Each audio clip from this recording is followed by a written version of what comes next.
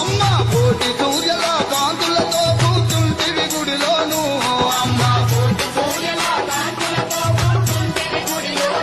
నీకు సాటవ్వరు ఇళ్లలోను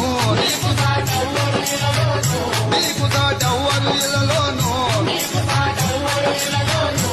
అమ్మ కైలాసముపై కరుణకు నీవు అర్ధనారివమ్మ